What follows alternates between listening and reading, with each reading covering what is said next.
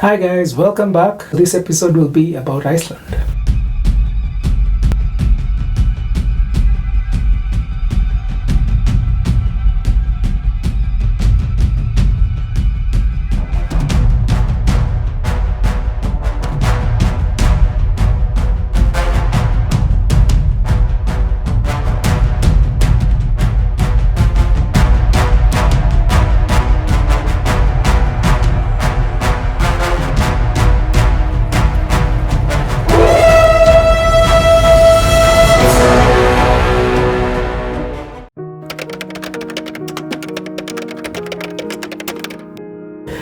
Last week we looked at Norway, and as I said, I only saw a glimpse on the plane. Now, following year in 2018, I planned a trip to Iceland and Finland thereafter to chase.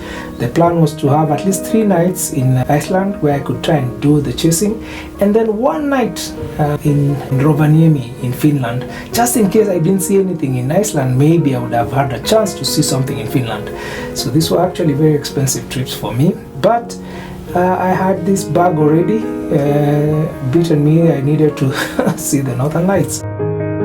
So I flew into Iceland from Sweden, and where at the airport I met this basketball team. They were, I think, from Canada or somewhere. They're going to Europe to play, and very tall guys. I thought I was tall, and if I was in that team I would have been the shortest guy in the team.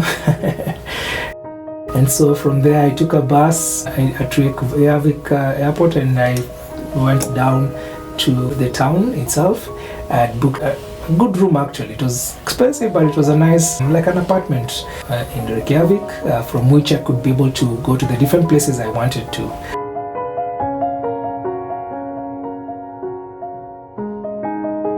What I would do normally is certain hotels allow you to book and with an option of cancelling before you get there.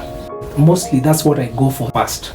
I book hotels and I say, just in case I'll not be able to make it for some reason, then I can cancel so that I don't lose that money. This particular one, you could not do that. This one, actually, I think you had to pay. And so I'd already paid up for it, so I didn't have to get to the hotel and pay. So luckily, my accommodation was covered.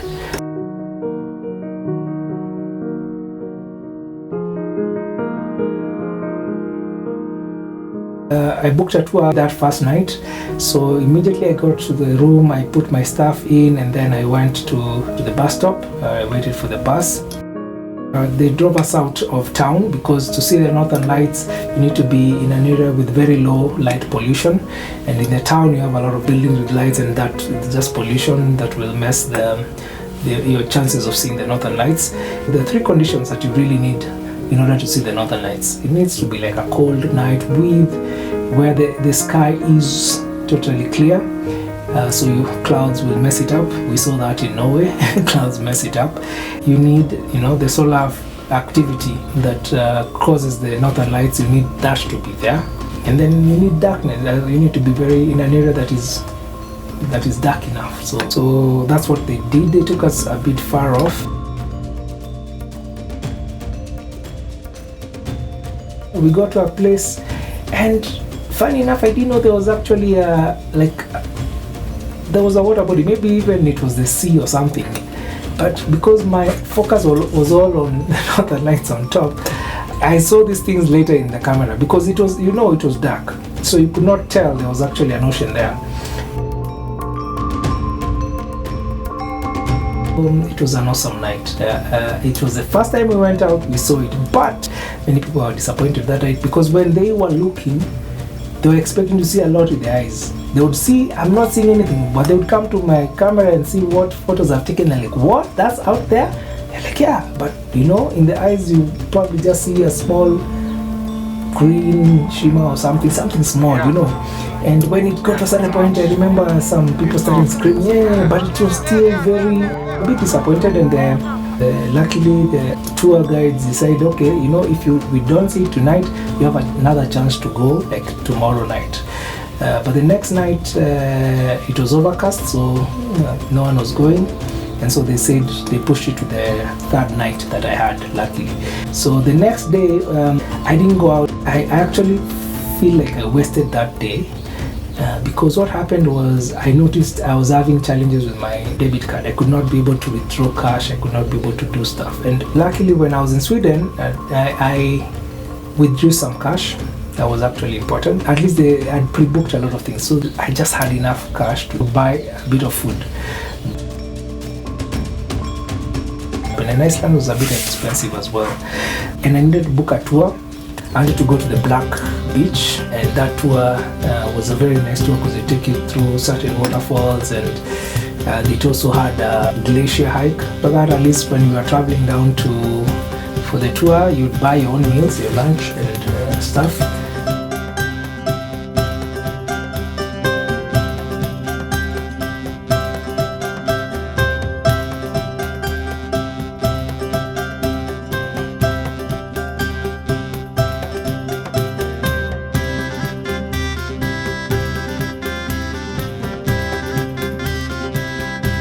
We were leaving at 5 or 4 because that was a whole day tour, you know.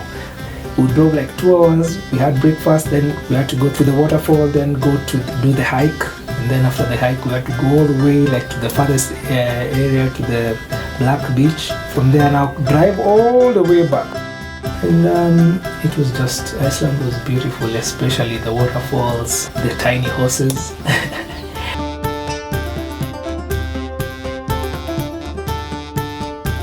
Then we went to the waterfall. I think it's called Floss, and then so they are Icelandic names. I will not try and pronounce things because it's not even the way you see it's written. It's not how it's pronounced.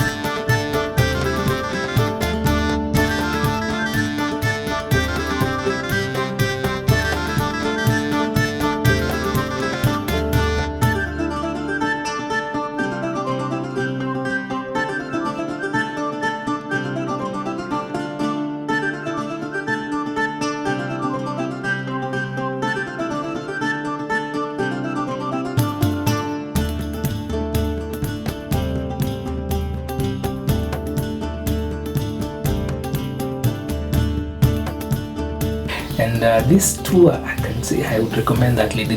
She did a very nice tour for us. She was the driver and the tour guide, so she would have a mic and she would tell us interesting stories. Immediately, because they monitor it quite well. Also, if you are in an area like here, for example, and there's a volcano about to erupt or will erupt or is erupting, then you get like a text message in your phone. You should take your phone out of the area.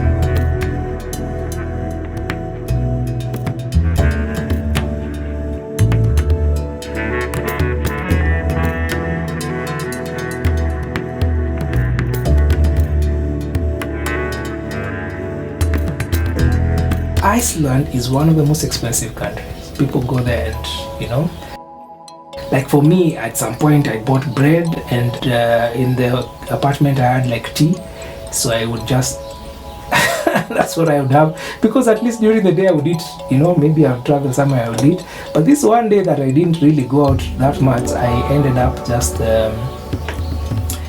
during eat that, because I bought a big loaf of bread, and that's what I ate during the I ate like a prisoner. Wow. When I was buying this bread, I went to the supermarket and I bought a hot dog. So hot dogs are big in Iceland. They are made of I think mutton. When I bought the hot dog, an Icelandic lady was like, I need to show you how to eat that. So do this, put this, you will enjoy. Yeah, I ate it. It was very nice. It was actually very nice. Yeah, I mean, because I think they see a lot of tourists, so they're like, you need to do it right, otherwise you just eat it the way you buy hot dogs and eat it. And I think it was the stuff I needed to put on top,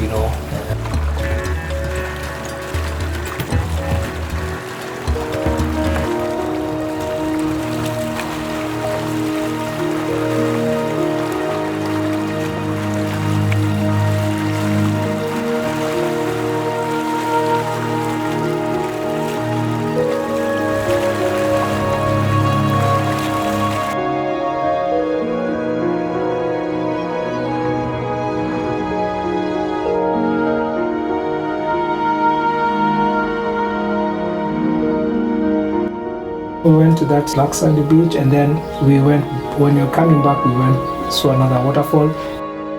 We needed to get back into town around 8, just in time to catch the tour. You remember the second attempt to see him better. There's someone who had actually tried to do this, and she had gone maybe like 3 days before, every day she was going out trying to see them, and then the day the boyfriend was coming to town, she was tired. She said, I've been chasing them, I've not seen them, you go. So the boyfriend went and he saw them. And so the day the boyfriend went is the day I went in and I saw. The next day she came out again. She couldn't go actually because there was an overcast. And then the last day she decided to go out, it's when nothing happened again. Mike also went to Iceland, arrived after the lady had already left, and that night he went and they saw. So it can be very expensive, it can be very frustrating.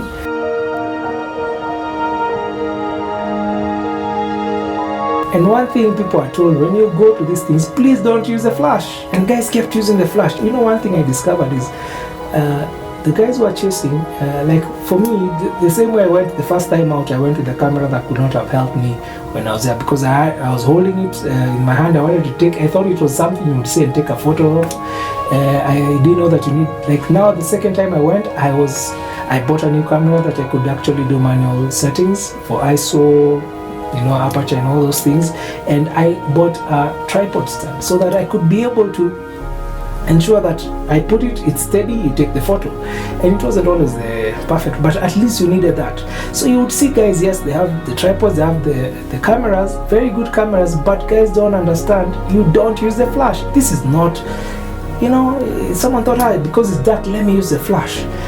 So it's important to take time to study. And for me, after my first trip, I went back and I studied a lot on it, and I discovered, because of the fact that it's very rare, you need to look for places where at least if you miss seeing the Northern Lights, you will not miss seeing something else that is awesome. So the places I booked for, like in Iceland, Iceland is a place you could, even if you miss the Northern Lights, there's a lot to see just being in Iceland. Finland, Rovaniemi, they chose a place, if you missed the Northern Lights, at least I would have gone to the Santa Claus village and seen the reindeers there and stuff like that. So that's one thing I learned. But then I also learned about night photography. And so when I bought this camera, I would go to my dad's place, which is a bit far off of town, and I would practice night photography. My dad would see and be probably wondering what's up with this guy. And try, how do you take photos at night? How do you get? So I kept practicing. So when I got to this place, at least I was in a better position to take decent, let me not say awesome photos, but decent photos. Yeah, and That's what happened. And now, yes, guys kept messing it up because at one point you see a flash, and you're thinking, "Hey, what are these guys doing with the flashes?" You know, you don't need the flash to do this. The next day I left early to go to Finland, and so that will be the next episode.